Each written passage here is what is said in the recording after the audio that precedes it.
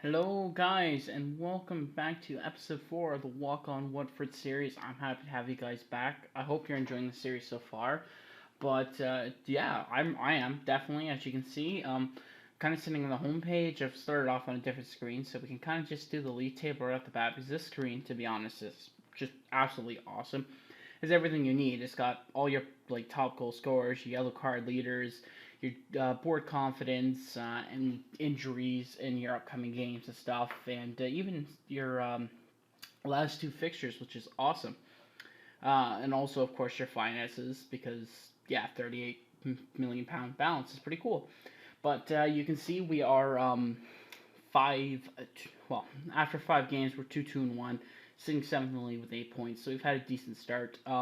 Our two wins, as you can see, as this is another reason I love just being able to hover over like this. But we smashed Hull 5-1 and smashed Palace 4-1 for our two wins. We drew 2-2 with Newcastle, the most overrated team in this game, and 0-0 with West Brom, disappointingly. Excuse me.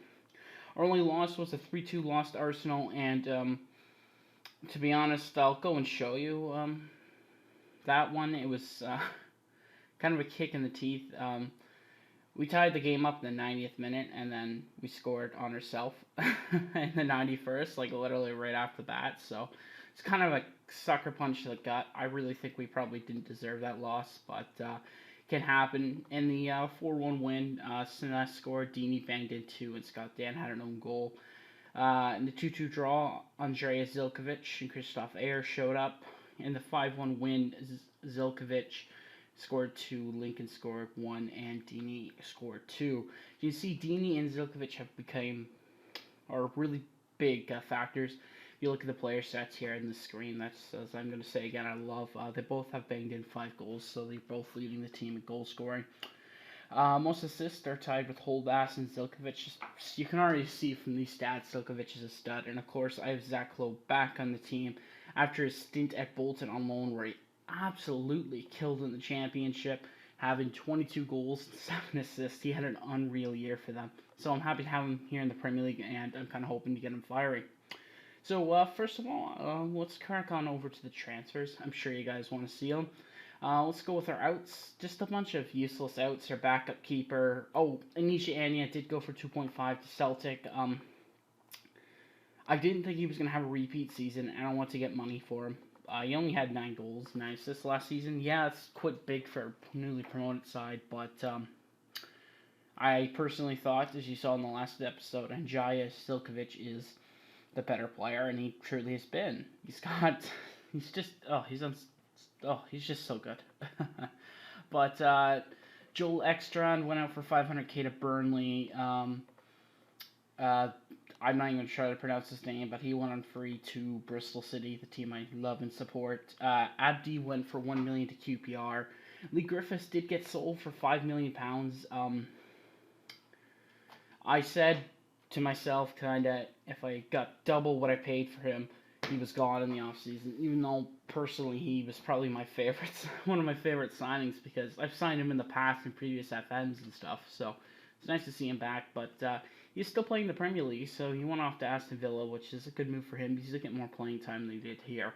Next, Sebastian Pradai, or whatever, however you pronounce it, was sold to Palace for 2 million. Vidra went to QPR for 4.8. I think I got good money for him. He'll never really play on my team. I think he's a decent player, but as I said, he'll never play on my team.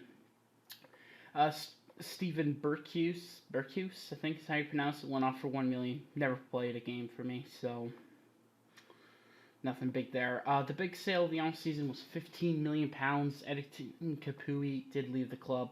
There's another guy, if I doubled the money that Watford paid for him, he was gone. They paid 6 million, so all I wanted was 12, but I got 15, so it was a no-brainer to sell him. I had to sell him, we had to move on. I did pick up better players that I personally think are better, so yeah. Just a few loans here. Padres went out for 250k, and yeah, here's just basically loans and one useless free.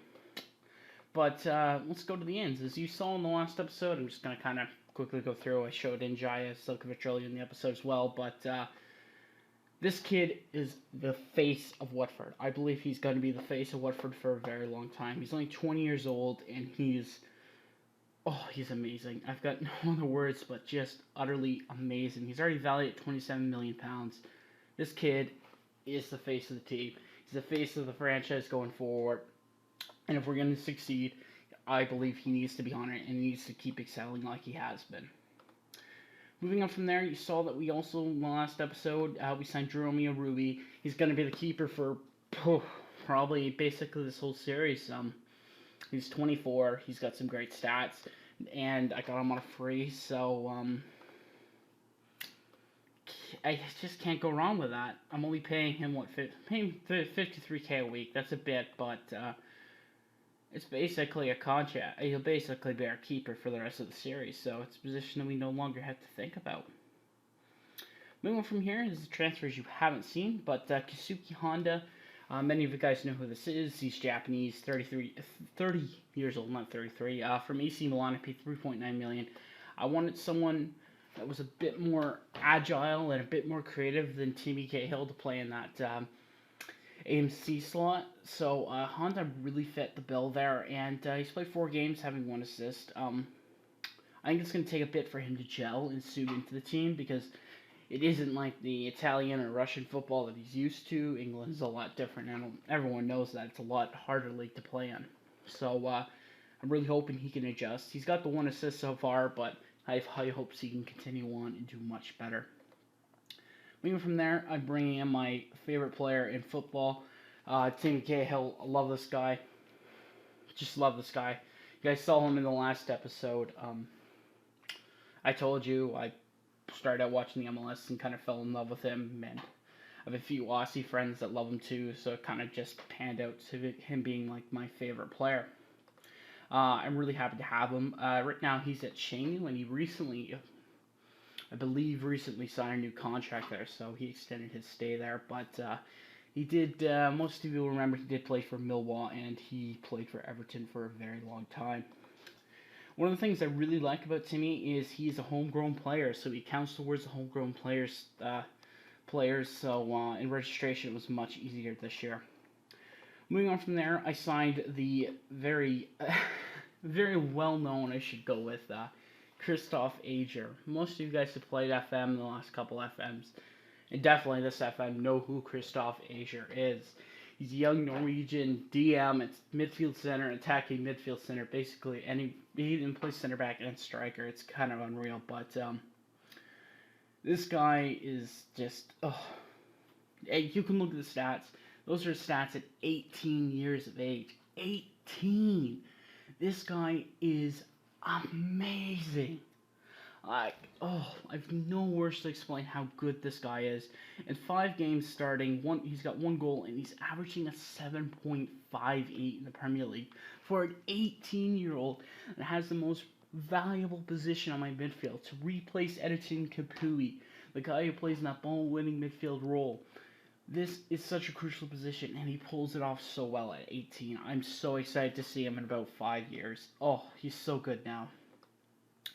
Moving from there, I did bring Alessandro Diamante back in. He had an amazing year for last year, if you guys remember, 17 goals and 10 assists.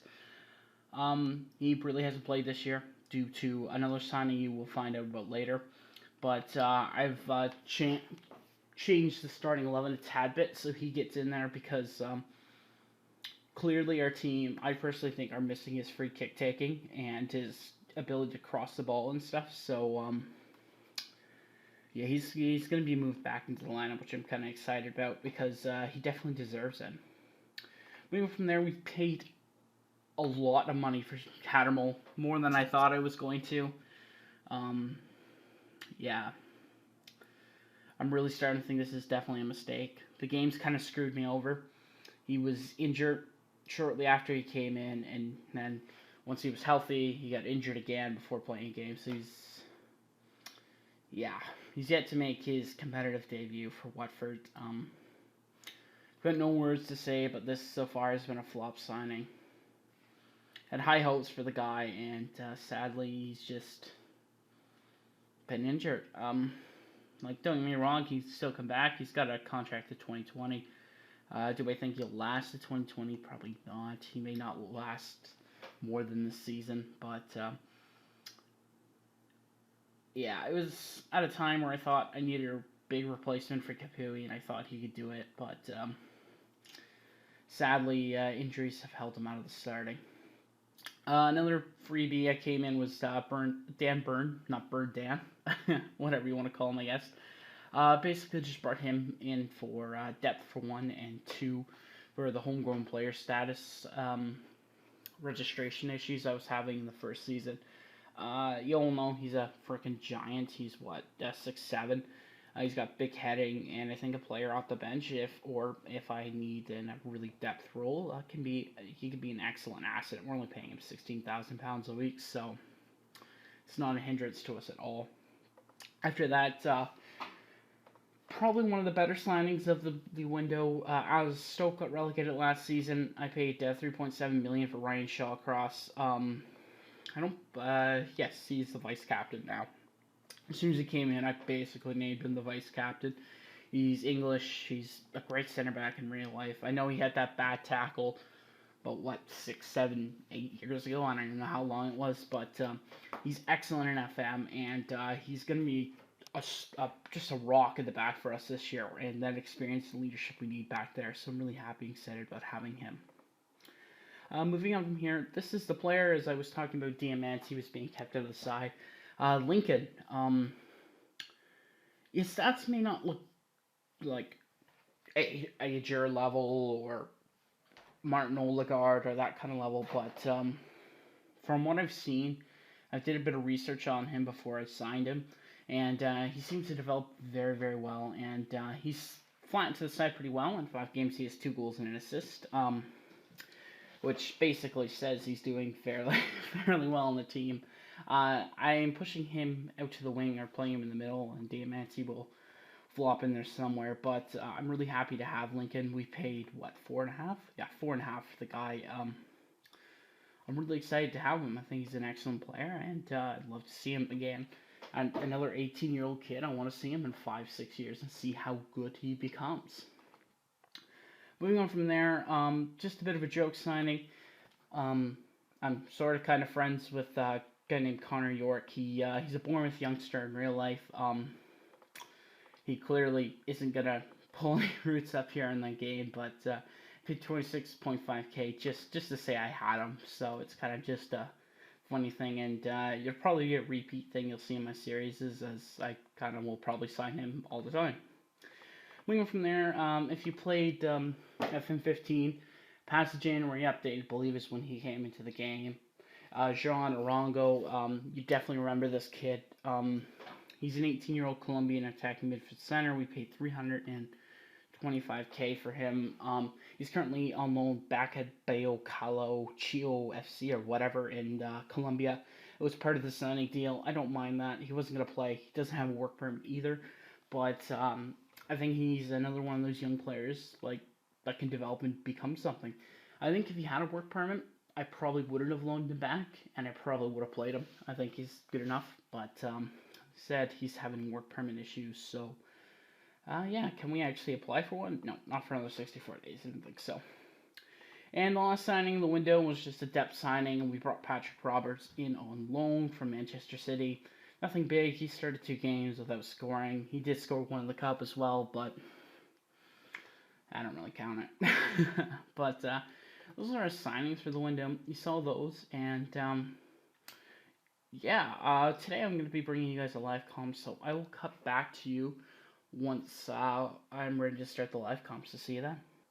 Okay, guys, we're going to start the live comp here.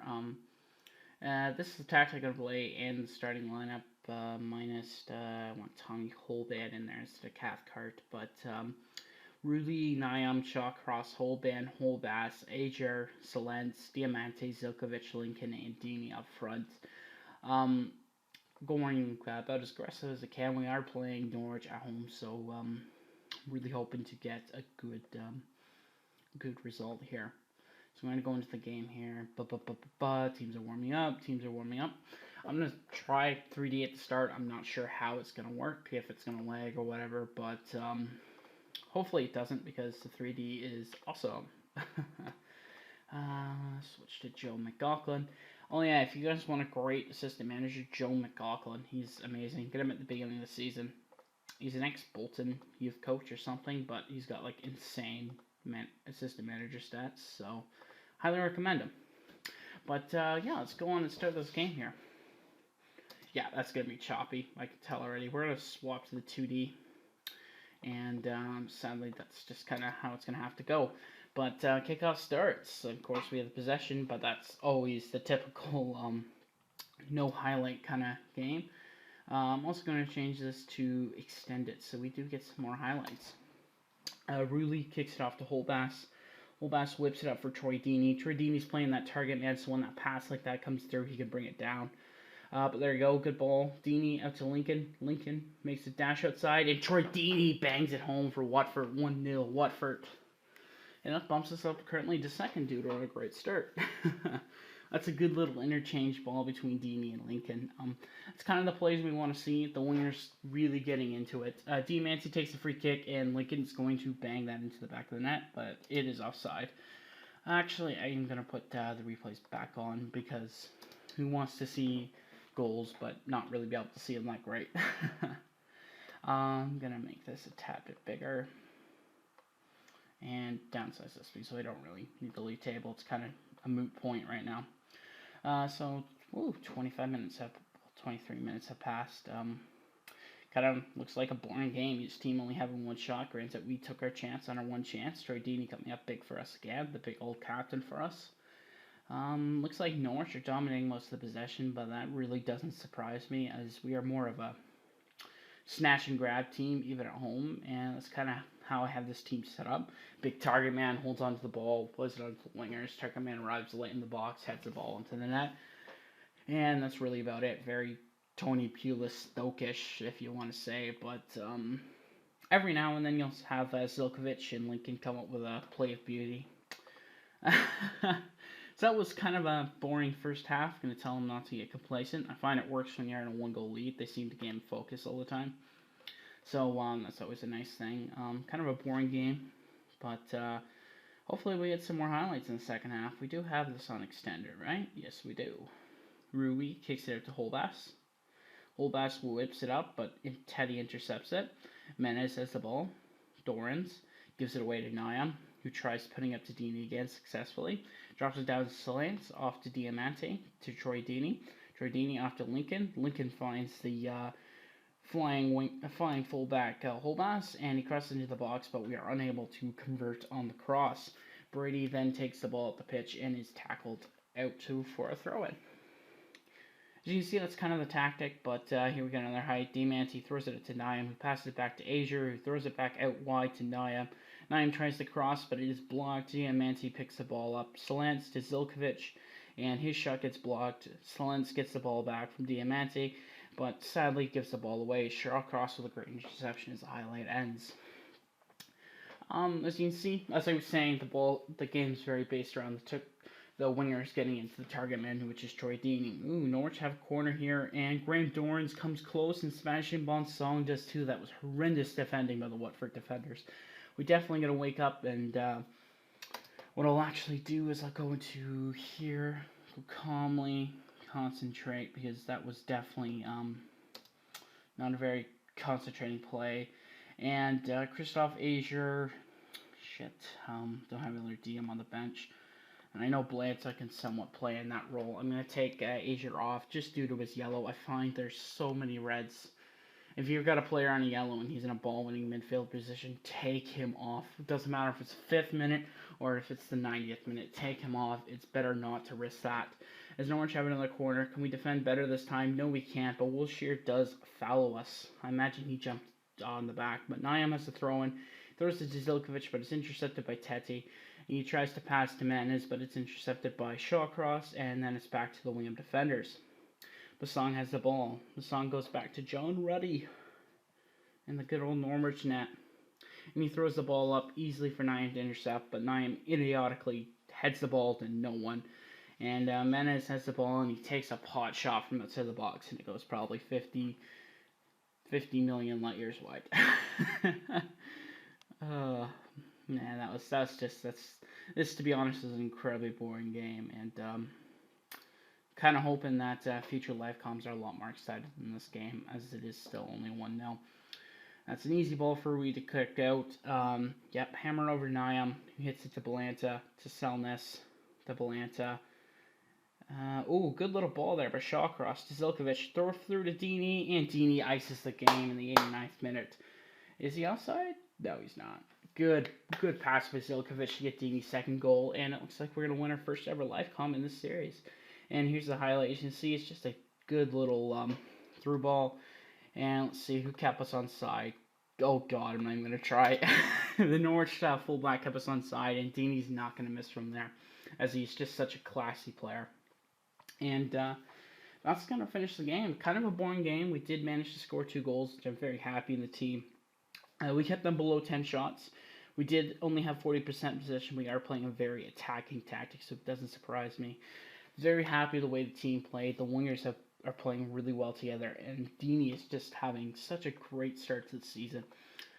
If we continue to post analysts, this moves us up to 4th with a 3-2-1 record, with 15 goals scored, 7 against, and 8 goal difference. The best in the league, actually, for goal difference. So I'm incredibly proud of the team and how they've been playing. But that's it for this episode, guys. I hope you enjoyed it. Hit the like button, hit the subscribe button, and leave me a comment. Tell me what you think about the result. Tell me what you think about the live comm. Do you want to see like classic 2D, or do you want to keep seeing in the more modern 2D? That's it for this episode again, guys. Thank you for watching. It means so much. See you later. Bye bye.